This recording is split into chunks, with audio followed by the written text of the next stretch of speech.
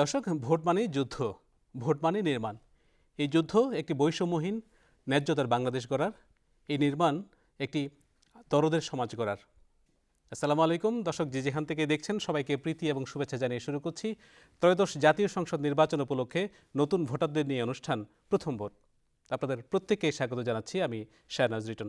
দর্শক, শুরুতে আজকে আমাদের সঙ্গে যারা যুক্ত হয়েছেন চারজন নতুন ভোটার, প্রথম ভোটার নিঃসন্দেহে, তাদের সঙ্গে পরিচিত হয়ে নিই। আমি মোহাম্মদ হোসেন, চট্টগ্রাম ভেটেরিনারি ও এনিম্যাল সায়েন্সেস বিশ্ববিদ্যালয়ের প্রথম বর্ষের প্রথম সেমিস্টারের শেষ পর্যায়ের একজন শিক্ষার্থী। তন্ময় বড়ুয়া, আমার বাড়ি চট্টগ্রামের বাঁশখালী উপজেলায়। আমি পেশায় একজন ফটোগ্রাফার। আমার নাম রামিসা তারান্নম ঐশী। আমি বর্তমানে প্রিমিয়ার বিশ্ববিদ্যালয়ে পড়ালেখা করছি ইংরেজি সাহিত্য বিভাগে। আসসালামু আলাইকুম, আমি সিফাত নূর চৌধুরী, প্রিমিয়ার ইউনিভার্সিটি চতুর্থ বর্ষের একজন শিক্ষার্থী। আমি শুরুতেই আলোচনায় করতে চাই, ভোটটা আমি বলছিলাম সংগ্রামের কথা। সংগ্রাম হচ্ছে একটা লড়াই, ভোটটা নির্মাণের কথা বলছিলাম, কিছু একটা গড়া আর কি, লড়া এবং গড়া। আপনার কাছে কি মনে হয়? আমি যেখান থেকে পরিচয় পর্ব শেষ করেছিলাম সেখান থেকে শুনতে চাই। এই যে আমি একজন দেশের নাগরিক, আমি যে একজন দেশপ্রেমিক হিসেবে আমি যে আমার যে 5 বছরে আমি কি চাই আমার দেশের জন্য, সেটা যে আমি তো গিয়ে সংসদে এটা বলতে পারবো না। তো এই জন্য আমি আমার প্রতিনিধি নির্বাচন করব, যে প্রতিনিধি হচ্ছে আমার হয়ে আমার সংসদে কথা বলবে এবং হচ্ছে মানুষগুলো এই যে আমার যে রাস্তা নির্মাণ, বিদ্যালয় নির্মাণ থেকে শুরু করে বিভিন্ন সংস্কার যে আমার দেশে প্রয়োজন, এগুলো নিয়ে কথা বলবে। এবং সেই জায়গা থেকে দাঁড়িয়ে একজন নাগরিক হিসেবে আমার মনে হয় ভোট আমার অধিকার। যদি আমি ভোটটা না দেই, তখন যেটা হবে, আমি আসলে আমার যে বলার যে কথাগুলো ছিল সেগুলো আমি আসলে কারো কাছে তুলে ধরতে পারবো না, কেউ শুনবে না আপনার কথা। আমার কথাটা কেউ শুনবে না। তো আমার মনে হয় ভোট মানে হচ্ছে আমার একটা ভয়েস, যে ভয়েসের মাধ্যমে হচ্ছে আমি। খুব চমৎকার বলেছেন, ভোট মানে হচ্ছে আপনার কণ্ঠস্বর, আপনার গলা উঁচিয়ে ধরা আর কি, মানে কাউকে বলা যে এই আমি আছি, আমি যে একটা দেশের নাগরিক সেটাকে তুলে ধরা। আমি একটু ডান পাশে আসতে চাই, আপনার কাছে কি মনে হয় হোসেন? ভোট মানে হচ্ছে নিজেকে কোনো একটা সিদ্ধান্ত, নিজেকে প্রতিনিধি হিসেবে তৈরি করা, যে আমি আমার একটা কথা, আমার একটা যে ভাষা, যে আমি একটা অন্য একজনের সামনে উপস্থাপন করতে পারবো। এই যে আপু বললেন যে সংসদে তো আমরা নিজেরা গিয়ে বলতে পারবো না, আমাদের কেন বলতে পারবেন না? আমাদের আপনি যদি প্রার্থী হতে নিশ্চয়ই বলতে জি, পারতেন। সেই ক্ষেত্রে আমাদের প্রয়োজনটা কি, যে সততা, দক্ষতা এবং জবাবদিহিতার মানসিকতা। যদি এটা আমার কাছে থাকে, অফকোর্স আমি ভোটের মধ্যে লড়াই করব, দেন আমি সংসদের মধ্যে দাঁড়াবো। হ্যাঁ, আপনি বলছিলেন যে ও বলছিল, যে ঐশী বলছিল, সিফাত বলছিল যে ভোট মানে হচ্ছে কণ্ঠ, মানে উঁচিয়ে ধরা। আপনার কাছেও কাছাকাছি অর্থপূর্ণ হলো যে জি, আপনার কথাগুলো যেন মানুষ শুনতে পায়, এটা হচ্ছে একজন জনপ্রতিনিধির মাধ্যমে, তাই তো? জি। তন্ময়ের কাছে কি মনে হয় ভোট কি? আমার কাছে যেটা মনে হয়, ভোট একটা উন্নয়নের উৎসব। কারণ আমি ছোটোবেলা থেকে দেখে এসেছি, কারণ হচ্ছে আমি ছোটোবেলা থেকে বড় হয়েছি আমার গ্রামের রাস্তাঘাট তেমন ভালো ছিল না, বা অবকাঠামোগত উন্নয়ন যেটা এতে তো ভালো ছিল না। ভোট যখন হতো, উৎসবমুখর একটা পরিবেশ, তখন আমার যে বাবা চাচা সবাই আসতো ভোট দেওয়ার জন্য, কারণ তারা চায় একটা তাদের প্রতিনিধি যাতে তাদের অবকাঠামোগত উন্নয়নটা গ্রামে হয়। এই জন্য আপনি আসলে চমৎকারভাবে লোকেট করেছেন উন্নয়নটা। এরকম কি যে ধরেন আপনার এলাকা যে উন্নয়ন হবে তার জন্য একজন প্রতিনিধি নির্বাচন হবে, সেটির জন্য আগাম একটা উৎসব তৈরি হয়, সেটাই কি বলছিলেন আপনি? হ্যাঁ, আমি সেটাই বলছিলাম। কিন্তু এবার প্রথমবার যেহেতু আমি ভোট দেব, আমিও আমার এলাকার উন্নয়নের জন্য আমি সঠিক প্রতিনিধিটা আমি নির্বাচন করতে পারবো। আমরা আরো কথা শুনবো। আমার বাম পাশে আসি ঐশীর কাছে। ঐশীর মানে ভোট মানে কি? আমার কাছে ভোট জিনিসটা হচ্ছে আমি কতটুকু গুরুত্বপূর্ণ তার নিজের কাছে নিজেকে প্রকাশ করা। অর্থাৎ আপনি তো ইতিমধ্যেই গুরুত্বপূর্ণ হয়ে গেছেন, কিন্তু ভোটার হয়ে গেলেন। জি, ওটাই বলতে চাচ্ছি যে আমি যখন ভোটার হয়েছি তখন আমি বুঝতে পেরেছি যে আমি এই দেশের নাগরিক, আমি বাংলাদেশের নাগরিক, এবং আমার কিছু দায়বদ্ধতা আছে যা আমার দেশের প্রতি আছে। কিন্তু যে মুহূর্তে আমি ভোটার ছিলাম না, সেই মুহূর্তে আজকে আমার দেশের জন্য কি কি করা উচিত, বা আমার সমাজের জন্য বা আমার এলাকার জন্য কি কি করা উচিত, সেই জিনিসগুলো তখন আমার মাথায় আসেনি। কিন্তু যে মুহূর্তে আমি ভোটার হয়েছি সেই মুহূর্তে আমি বুঝতে পেরেছি আমারও কিছু লায়াবিলিটি আছে যা আমার ফুলফিল করা খুবই দরকার। মানে আপনার কথার মধ্যে আমি যদি একটু সারাংশ করি, এরকম কি যে ভোট মানে আপনার রাষ্ট্রের স্বীকৃতি, আপনি একজন নাগরিক হিসেবে। এই যে ও বলছিল যে কণ্ঠ, ভোট মানে কণ্ঠ, ওর কাছে রাষ্ট্রের স্বীকৃতি, ওর কাছে উন্নয়ন, ওর কাছে কথা বলার অধিকার, এরকম। এই পর্যায়ে আমি একটু জানতে চাই সিফাতের কাছে, ভোট তো আরো ছোটবেলায় আপনি দেখেছেন, হয়তো ভোটার হননি, দেখেছেন বাবা চাচা অথবা ভাই বোনদের। কেমন ভোট, আপনার অভিজ্ঞতা কেমন, এবং সামনে যে ভোট আছে সেটা কেমন হতে পারে মনে হয়? ভোটের যে একটা জমজমাট পরিস্থিতি থাকে, ভোটের সময় যে পরিবারের সবাই মিলে একসাথে ভোট দিতে যাব, তারপরে এই যে আমরা বিভিন্ন টাইপের, আমরা কিছুদিন হ্যাঁ একটা সময় আমরা ভোটটা ওইভাবে পাইনি, কিন্তু তারপরও যতটুকু পেয়েছি তখন আমরা দেখেছি। অনেক ছোট ছিলেন হ্যাঁ নিঃসন্দেহে। জি, অনেক ছোট ছিলাম, যতটুকু পেয়েছি দেখেছি একটা উৎসবমুখর পরিবেশের মাধ্যমে হচ্ছে আপনার প্রতিনিধি নির্বাচনে যে একটা আনন্দ থাকতে পারে, দেশের যে একটা অনেক বড় একটা উৎসবের মতো হতে পারে, এটা আমি আমার ছোটবেলায় দেখার সৌভাগ্যটা হয়েছিল। বাট কিছুদিন আমরা আসলে ভোটটা ওইভাবে পাইনি, কিন্তু আশা করছি এই যে নির্বাচন, এই নির্বাচনটা ওরকমভাবে উৎসবমুখর হবে যেটা আমি ছোটবেলায় দেখে এসেছি, এবং আমরা সেরকম একটা উৎসবমুখর পরিবেশের মধ্যে দিয়ে গিয়ে আসলে ভোটটা দিতে পারবো বলে আমি আশা করছি। আপনি খুব খুশি মনে হচ্ছে, জি। আপনার মানে এক্সাইটমেন্ট হ্যাঁ, প্রথম ভোট, জীবনে প্রথম ভোট দেওয়ার আসলে আনন্দটাই অন্যরকম থাকে, তো আমি আসলে অনেক খুশি যে এবার প্রথম ভোটটা আসলে দিতে পারবো হয়তো। আমি আশা করি আপনি ওই দিন সুস্থ থাকবেন এবং সবাই হাসি খুশিতে ভোট দিতে পারবেন, অন্য কোনো কারণে আপনার ব্যত্যয় ঘটবে না। হোসেনের কাছে আসতে চাই, কেমন ভোট প্রত্যাশা করেন? ভোটটা হচ্ছে লাইক ব্যালট পেপারের মাধ্যমে দিই, এটা যদি একটা কাগজ, বাট এটার উপর ডিপেন্ড করে আগামী 5টা বছর কেমন হতে যাচ্ছে। তো আমরা প্রত্যেকের পছন্দ মতো ভোটারদেরকে ভোট দিয়ে থাকি, যে যার প্রতিনিধি থাকে। তো সেক্ষেত্রে দেখা যায় যে লাইক ঈদের মতন সকালবেলাটা শুরু হয়, তো সন্ধ্যা থেকে দেখা যায় মানে কে না কে জিতবে। যদি এখানে কোনো কেউ পলিটিক্স না করলে কিন্তু একটা আশা থাকে যে আসলে কে হতে যাচ্ছে আগামী দিনের সরকার, যে 5টা বছর লিড করবে। তো তাও কি আদৌ করতে পারবে কি এটা শুধু পারবে না। আসলে ঈদের দিনটা একদিন থাকে, আমার কাছে মনে হয় ভোট মানে হচ্ছে 5-7 দিন 10 দিনের ঈদের দিন, তাই না? জি, তাছাড়া যে নির্বাচনের আগে যে প্রচারণা হয়, সেই ক্ষেত্রে যে মিছিল মিটিংও হয়, যে যে খাবার দাবার, এখানে কিন্তু আসলে উৎসব তো লেগে থাকে। এই যে আপু বলছে উৎসব মুখর একটা অবস্থান, তো এটা নির্বাচনের দিনের মাধ্যমে শেষ হয়। বাট এরপরে যে ওনাদের বাস্তবায়ন সুস্থ হচ্ছে কি কীভাবে হচ্ছে, এটা আগামী 5টা বছরের মাধ্যমে দেখা যায়। তো যখন দেখা যায় আমাদের আশানুরূপ হচ্ছে না, তখন আমরা সরকার বদল করতে বাধ্য হই পছন্দের আপনারা প্রার্থীকে। যখন চিন্তা করেছিলেন যে এরকম একটা মানুষ আসবে অথবা এরকম শাসন ব্যবস্থা আমরা ওনারা দেখব, যেভাবে ইস্তেহারতে দিয়ে থাকেন বা যে প্রতিশ্রুতি দিয়ে থাকেন, ওটা যদি পূর্বের কোনো অভিজ্ঞতা না থাকে বা কার্যের কোনো রেকর্ড না থাকে, তাহলে আমার মনে হয় এটা অর্থহীন। ঠিকই বলেছেন। আসলে আমরা ভোটের যে প্রত্যাশা নিয়ে ভোট দিই, অনেক সময় সেটি হয়ে আমরা ওঠে না। আশাহত হই আর কি, এবং জি। সেখানেই আমাদের বিক্ষোভগুলো, আমাদের মতের অমিলগুলো শুরু হয় আমাদের। আমি ঐশীর কাছে আসতে চাই, আপনার ড্রেস দেখে মনে হচ্ছিল কি ঈদ আর কি, আপনি আসলে এখন থেকে কি ঈদ করা শুরু করেছেন মানে ভোটের জন্য? আমি আসলে ভোট নিয়ে খুবই উত্তেজিত, কারণ আমি যদি আসলে সারসংক্ষেপ করতে যাই, ওনারা যেসব উৎসব মুখর পরিবেশের কথা বলেছেন, আমি কিন্তু ওই পরিবেশ থেকে এসেছি। আমার চাচা মেম্বারে দাঁড়িয়েছিলেন, সুতরাং ভোট জিনিসটা আসলে খুবই কাছ থেকে দেখেছি এবং অনেক বেশি এক্সাইটেড ছিলাম যে নিজে কখন ভোট দিতে পারবো। এবং আসলে এই ভোটটা শুধুমাত্র আমরা তরুণদের জন্য না, বা শুধুমাত্র যারা প্রাপ্তবয়স্ক হয়েছে তাদের জন্য না, ছোটদের ক্ষেত্রেও কিন্তু এটি খুবই প্রভাব ফেলে। মানে আমি যদি বলতে যাই, সেই আজকে আমি কথা বলছি ঠিকই 8-9 বছর আগের কথা, তো তখন তো শিশু ছিলাম, কিন্তু এই ভোটের আমেজটা এতটা বেশি প্রখর ছিল যে আজ ছোটরাও মিছিলে যেত, ছোটরাও ওই ধরনের মানে ভোট খেলতো। তো এই সকল পরিবেশগুলো আমরা স্কুলে এরকম দেখেছিলাম, আপনারা দেখেছেন কি জানি না, যে ক্যাপ্টেন নির্বাচন। এরকম ক্যাপ্টেন নির্বাচন মানে ডামি ভোটের মতো হতো আর কি, ক্যাবিনেট, ছোট ছোট ক্যাবিনেটে জি, কিছু জি। কিছু বেসরকারি উন্নয়ন সংস্থাগুলো করতো, অন্যরকম অনুভূতি আসলে। জি, সুতরাং চাচ্ছি যাতে সামনে যে ত্রয়োদশ নির্বাচনটি হবে, তার জন্য এই জন্যই উত্তেজিত যে জিনিসটা ছোট থেকে দেখে এসেছি, সেটি যাতে নিজ হস্তে ভোটটা দিয়ে সেটি যাতে আরেকটু একটি সুন্দর স্মৃতি নিজের জীবনের সাথে জড়িয়ে যেতে পারি।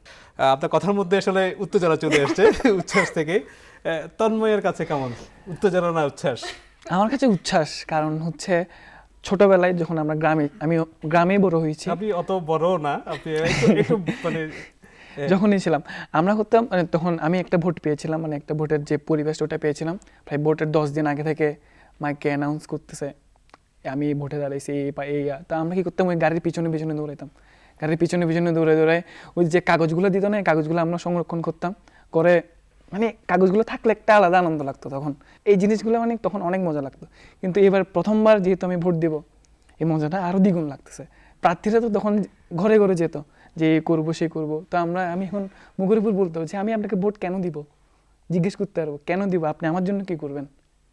এই জিনিসটা আমার আনন্দ, এটা হচ্ছে আসলে মানে কমিটমেন্ট আদায়ের একটা মোক্ষম সময়, না ওভাবে যদি বলি এটা সুযোগ হিসেবে ধরি আর কি। সিফাত বলতে চাচ্ছিলেন মনে কিছু? যে কমিটমেন্ট আদায়ের একটা মানে বিরাট একটা সুযোগ পাচ্ছেন, সেই সুযোগ কিন্তু ছাড়া যাবে জি, না। আমি এটা আসলে বলতে চাচ্ছিলাম যে এই যে ভোটটা দেওয়ার মাধ্যমে আমরা যে প্রতিনিধিটা নির্বাচন করছি, এর মাধ্যমে কিন্তু এটা কিন্তু একটা অনেক বড় একটা ডিসিশন। কারণ এই যে আমরা আমাদের দেশে আগামী 5 বছরে এই যে আমাদের কি কি সংস্কার প্রয়োজন, একটা দেশের কতটুকু সংস্কার প্রয়োজন, আমি নাগরিক হিসেবে যে আমি ভোটটা দিচ্ছি, ওদের ইস্তেহার পড়ে আমার যেটা মনে হয়েছে ওইভাবে আমি ভোটটা কিন্তু দিচ্ছি ইস্তেহারের উপর ভিত্তি করে। কিন্তু পরবর্তীতে যদি আমি যে ভোট যদি আমি না দেই, তাহলে যেটা হবে পরবর্তীতে আমি আসলে ভয়েস যে রেস করব, আপনাকে আমাকে ইস্তেহার এটা বুঝিয়েছেন কিন্তু এটা করেননি, এই যে ভয়েস রেস রাস্তাটা কিন্তু আমি আর পাচ্ছি না। কিন্তু আমি যদি ভোটটা দেই তাহলে হচ্ছে আমি ওই যে ওই জনপ্রতিনিধির কাছে যে কোয়েশ্চেনটা করতে পারবো যে আমি আপনাকে ইলেকশনে ভোটটা দিয়েছিলাম এবং আপনি আমাকে প্রতিশ্রুতি দিয়েছিলেন যে আপনি যদি আসি ইস্তেহার অনুযায়ী আমরা সিদ্ধান্তগুলো নিব, কিন্তু সেটা আপনি নেননি। এই যে একটা ভয়েস রেস করার এবং হচ্ছে কথা বলার, এই যে কমিটমেন্টগুলো রক্ষা করার জন্য যে আমাদের যে জনপ্রতিনিধিগুলোকে যে একটা চাপ প্রদান করা বা হচ্ছে মানে জবাবদিহিতার জায়গা তৈরি জবাবদিহিতার আনা। যে অ্যাকাউন্টেবল করার যে জায়গাটা তৈরি হচ্ছে, এটা আসলে ভোট ছাড়া কোনোভাবেই আসলে করা যায় বলে আমার মনে হয় না। বিশাল একটা সুযোগ পাচ্ছেন, তাই না? মানে দেখে নেবো আমরা, এবার আসো আমরা আসলে সেই দেখে নেবোটা নিঃসন্দেহে খুব ইতিবাচক অর্থে বলছি। জি, আমরা যদি আপনারা যদি কথাগুলো না রাখেন, আগামীবার আমরা দেখে নেব।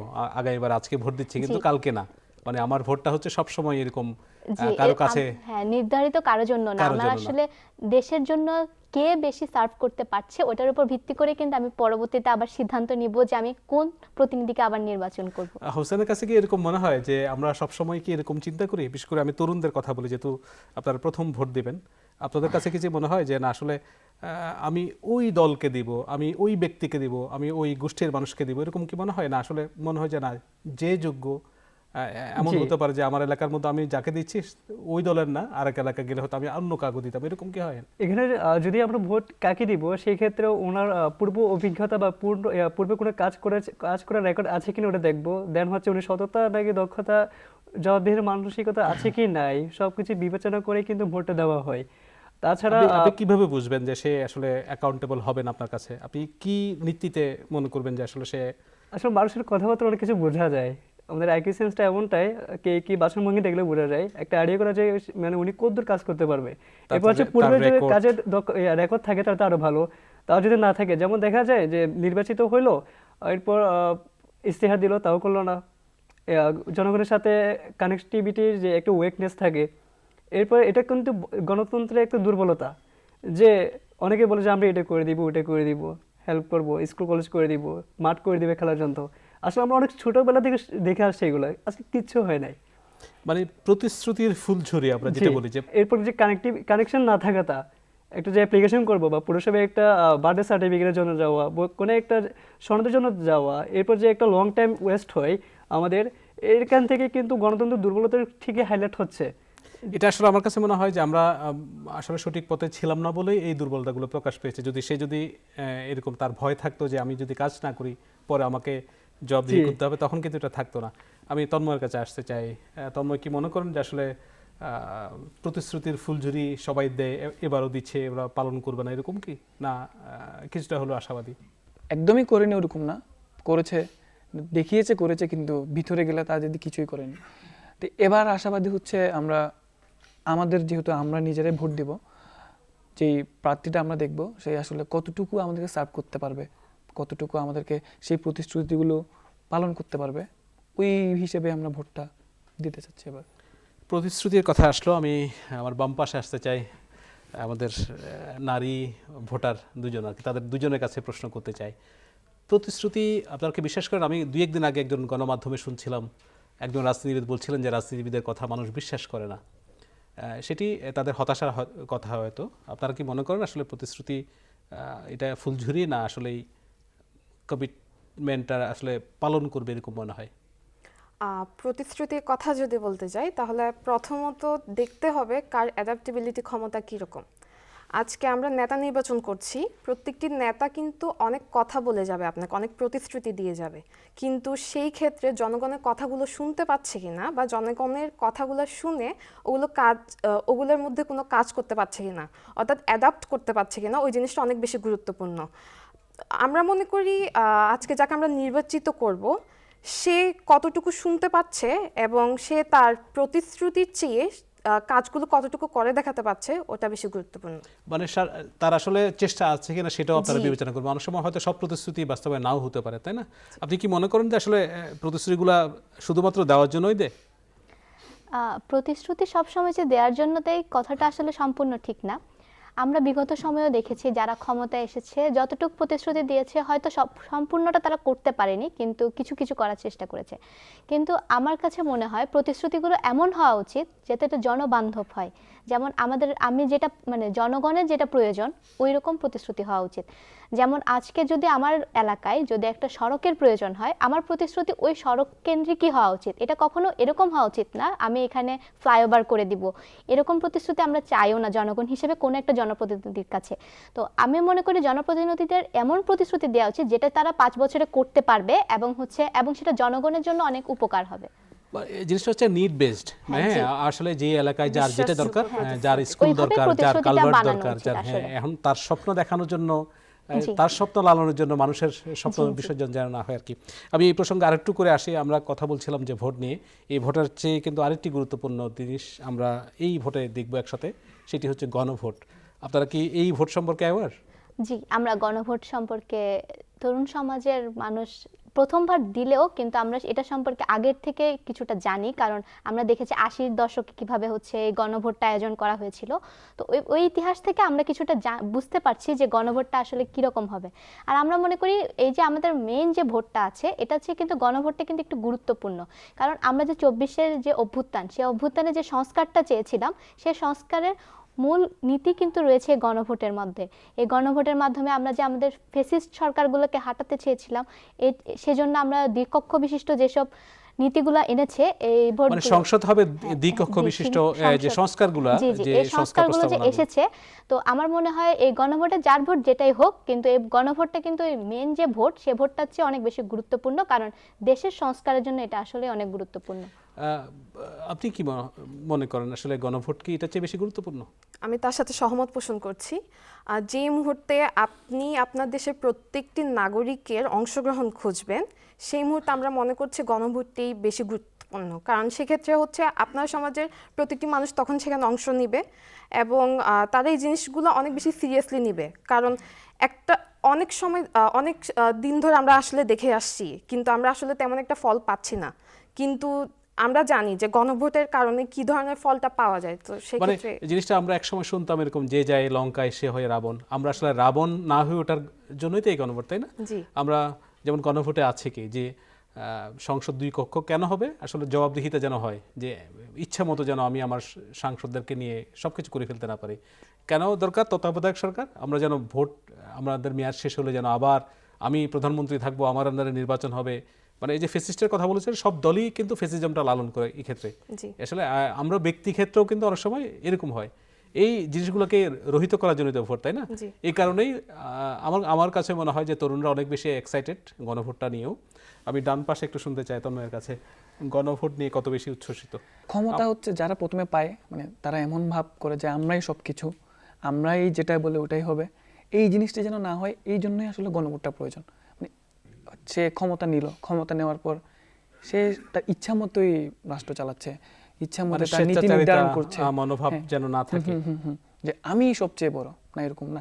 জনগণের কথা চিন্তা করে দ্বিপাক্ষিক একটা যাতে জবাবদিহিতা থাকে, ওটার জন্যই আমি মনে করি গণভোটটা প্রয়োজন। হোসেনের কাছে শুনতে চাই। আমাদের সবার ইচ্ছার স্বাধীনতা থাকে, তো একজন নেতা চাইলে অনেক কিছু ইচ্ছার মাধ্যমে অনেক কিছু করতে পারে। তো যখন থেকে গণভোটের মাধ্যমে একটা ব্যক্তি নির্বাচিত হয়, তখন সবার কাছে কিন্তু একটা জবাবদিহিতার ভয় থাকে যে আমি যে এটা করবো এটার পেছনে মানে আলোচনা সমালোচনা থেকেই যায়। তো মেইনলি ওদের পরিপ্রেক্ষিতে কিন্তু উনি নিজ থেকে একটু সচেতনতা সৃষ্টি হবে নিজের মাঝে। তো আমি মনে করি যে গণভোটটা অনেক প্রেফার। আমার কাছে মনে হচ্ছিল আমি চারজনের কাছেই আলোচনা যেটা বুঝলাম আর কি, গণভোটটা এই ভোটের চেয়ে বেশি গুরুত্বপূর্ণ। এই কারণে গণভোটটা হচ্ছে আমাদের কাঠামো পরিবর্তনের চেষ্টা, তাই না? এই গণভোট যদি সাকসেস না হয়, তাহলে এরকম ভোট আরও হলে কি আসে যায়, আবার আমাদের 24 লাগবে, আরও আমাদেরকে রাস্তায় নামতে হবে আপনাদের। আমরা অনুষ্ঠানে অনেকটাই শেষের দিকে, আমি আবার হোসেনকে দিয়েই শেষেরটা শুরু করতে চাই। তরুণদের সামনে আগামীর বাংলাদেশ কেমন দেখতে চান এই ভোটের মাধ্যমে? তরুণের ক্ষেত্রে প্রথমে সবার অধিকার থাকে যে কর্মসংস্থান বা চাকরি। আমরা অনেকে শিক্ষায় শিক্ষিত হয়েও আজকাল অনেকে বসে থাকে চাকরির অভাবে। তো আসলে আমাদের যে প্রশ্নপত্র ফাঁস হওয়া থেকে শুরু করে যে দুর্নীতির এখান থেকে সবচেয়ে বড় যে ইফেক্ট ফেলে, ব্যাড ইফেক্ট, সেটা হচ্ছে আমাদের তরুণ সমাজের উপর। আমরা দেখছি না যে কে কি করলো, কখন কি করলো, কোনো জবাবদিহিতা নাই। তো সেই ক্ষেত্রে বলা যায় যে তরুণদের উচ্চ কণ্ঠ থাকবে যে আমাদের চাকরি দরকার, সুস্থ একটা শিক্ষা দরকার, আপনার কর্মসংস্থান জি। এবং যে চাকরির একটা সুব্যবস্থা। যে একটা পয়েন্ট অ্যাড করতে চাচ্ছি, সেটা হচ্ছে যে লেখাপড়ার মান উন্নয়নটা আদৌ কি আমরা ল্যাব ফ্যাসিলিটিস পাচ্ছি কিনা, আমরা আমাদের যে আধুনিক শিক্ষা শিক্ষিত হতে মানসম্মত পারছি শিক্ষা, কিনা। আমরা যদি জি। করি যে মানসম্মত শিক্ষা, আপনার কথার মধ্যে তিনটে জিনিস আসলো, যে মানসম্মত শিক্ষার কথা আসলো, যে চাকরি কর্মসংস্থানের কথা আসলো, এবং বলছিলেন যে যে দুর্নীতির জি, বিরুদ্ধে যেন একটা পয়েন্ট হচ্ছে যে পুরো বিশ্বের মধ্যে আমাদের নিজেকে কদ্দূর দাঁড় করতে পারছি, আমরা আমাদের বাংলাদেশকে কদ্দূর উঁচিয়ে রাখতে পারছি।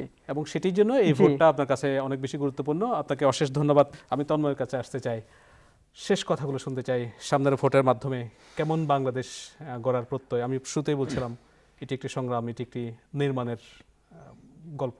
যেহেতু আমরা তরুণ নতুন ভোটার, আমরা এখনও স্টাডির মধ্যে আছি। ভাইয়া যেটা বললেন হচ্ছে স্টাডির মানটা একটু বাড়ানো, এবং হচ্ছে বেকারত্ব, যেটা আমাদের সবচেয়ে বড় সমস্যা।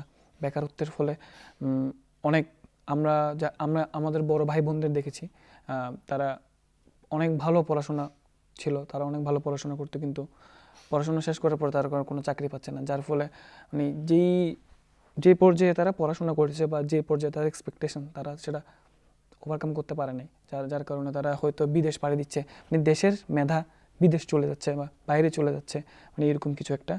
আর দুর্নীতি আর স্বচ্ছতা যেন সব জায়গায় থাকে, আর যাতে আমরা যে আগামী নেতৃত্বগুলো আসবে তাদের সাথে আমরা যোগাযোগ করতে পারি, তাদের সাথে আমাদের দূরত্বটা যেন বেশি না থাকে, আমি এটাই চাই। মানে সব মূল কথা হচ্ছে একটা সমৃদ্ধ বাংলাদেশ, যেখানে বৈষম্য থাকবে না, দুর্নীতিটা থাকবে না, এই যে মেধা পাচার হবে না, আমার মেধা আমার দেশে থাকবে। সেটির জন্য যে একটা প্রক্রিয়া, যে সংগ্রাম, আগামী ভোটে তারই একটা প্রতিফলন হবে। আমি সিফাতের কাছে আসতে চাই। কেমন বাংলাদেশের কথা বলছিলাম, এই ভোট দিয়ে আসলে কি পরিবর্তন হবে কিনা, আপনি কেমন বাংলাদেশ প্রত্যাশা করেন? আমি প্রথমত তাদের সাথে আমিও একমত যে হচ্ছে একটা দুর্নীতিমুক্ত বাংলাদেশ, একটা শিক্ষার দিকে অগ্রগতিপূর্ণ একটা বাংলাদেশ, আমরা সম্পন্ন একটা বাংলাদেশ আমরা চাই। এবং আমি এটাও চাই যে হচ্ছে একটা ক্ষমতার যে রাজনীতি, এই রাজনীতি থেকে বের হয়ে আমাদের যে সরকার আসবে সে অবশ্যই জনবান্ধব একটা সরকার হবে। আমার ভোটের মাধ্যমে আমি এটাই চাই যে ক্ষমতার রাজনীতিটা আস্তে আস্তে চলে যাক, আমাদের দেশটা হোক জনবান্ধব একটা দেশ, সরকার হোক জনবান্ধব। এবং আপনি দেখেন যখন একটা সরকার জনবান্ধব হবে তখনই কিন্তু আস্তে আস্তে আপনার দেশের স্বাস্থ্য খাত বলেন, শিক্ষা খাত বলেন, তখনই কিন্তু সেটা পসিবল হবে যে আস্তে আস্তে ঠিক করার। কারণ যখন একটা সরকার জনবান্ধব হয় না, তখন আপনি চাইলেও কিন্তু আপনি বলতে পারেন, আপনি চাইতে পারেন, কিন্তু আপনার সরকার সেটা আপনার জন্য করে না। তো আমি বিশ্বাস করি যতদিন পর্যন্ত আমরা জনবান্ধব সরকার পাবো না, ততদিন আমাদের দেশের আসলে যে অগ্রগতির কথা আমরা বলছি সেটা আসলে সম্ভব না। তো আমি আমার ভোটের মাধ্যমে এটাই আমার প্রত্যাশা যে আমরা ভবিষ্যতে যে সরকারটা পাবো সেটা হবে একজন জনবান্ধব সরকার, এবং জনকল্যাণের জন্য তিনি কাজ করবেন, এবং দেশের যে আমরা যে একটা ডিজিটাল যে বাংলাদেশটা আমরা গড়ার স্বপ্নটা দেখতাম, সেই স্বপ্নটা আসলে আমরা বাস্তবায়ন করতে যে আমরা পারবো। রাস্তায় যে মিছিল শুনি যে ক্ষমতা না জনতা, জনতা জনতা, আপনার কথাই সেই প্রতিধ্বনি শুনলাম। অশেষ কৃতজ্ঞতা প্রথম ভোটার আমাদের, আপনার প্রতি কৃতজ্ঞতা এবং অভিবাদন। আমি সবশেষ ঐশীর কাছ থেকে শুনে এই অনুষ্ঠানের শেষ করতে চাই যে ক্ষমতা না জনতা, জনতার কথা বলছিলাম। কেমন জনবান্ধব সরকার, কেমন জনবান্ধব দেশ বাংলাদেশ দেখতে চান? আমার দেশের প্রতি আমার প্রত্যাশা হচ্ছে আমার যে ভবিষ্যতের নেতা আসবেন তিনি যাতে কথায় না বড় হয়, কাজে বড় হন। একটা জনগণের কাছে কখনো এই জিনিসটা আসলে ম্যাটার করে না আপনি কোন দল থেকে এসেছেন বা আপনার পলিটিক্যাল ব্যাকগ্রাউন্ডটা কি। যেই জিনিসটা আমরা দেখতে চাই সেটি হচ্ছে আপনার এক একটা কথা যাতে এক একটা ফুলঝুরির মতো কাজ করে, যে জিনিসগুলো হচ্ছে আপনি আজকে মুখ থেকে বের করেছেন এবং তা আপনি আমাদের সামনে করে দেখাবেন। সেই ক্ষেত্রে আমরা চাই আমার দেশে এমন একজন নেতা আসুক যিনি তার প্রত্যেকটি কথার জন্য নিজেকে দায়বদ্ধ মনে করুক এবং আমাদের সকল যা যা নিডস আছে, যা যা প্রয়োজন আছে সব কিছু ফুলফিল করে। মানুষের কথা শুনুক, ওই নেতা, প্রত্যেক এলাকার নেতা সবাই মিলে একটা সমৃদ্ধ বাংলাদেশের স্বপ্ন আমরা যেটা দেখছি, নিশ্চয়ই নেতারা শুনবেন আমাদের কথা। ঐশী, সিফাত এবং হোসেন, তন্ময়, আপনাদের চারজনকে অশেষ অশেষ কৃতজ্ঞতা, ধন্যবাদ বাংলাদেশ টেলিভিশন চট্টগ্রামের স্টুডিওতে যুক্ত হওয়ার জন্য। দর্শক, কথা বলছিলাম প্রথম ভোট অনুষ্ঠানে, চারজন নতুন ভোটার, প্রথম ভোটার আমরা পেয়েছিলাম, তারা তাদের স্বপ্নের কথাগুলো বলছিলেন। যে বাংলাদেশ দেখতে চাই আমরা, যে বাংলাদেশের স্বপ্ন দেখেন তারা, নিঃসন্দেহে আমরা ভবিষ্যতে সেই বাংলাদেশের প্রতিচ্ছবি আমাদের চোখে যেটা ভাসছে সেটি দেখব। সেই প্রত্যাশা নিয়ে এখানেই বিদায় নিতে চাই। যেতে যেতে বলতে চাই, যথারীতি আমরা চাই একটি বৈষম্যহীন বাংলাদেশ, আমরা চাই একটি দায় এবং দরদের সমাজ। আল্লাহ হাফেজ।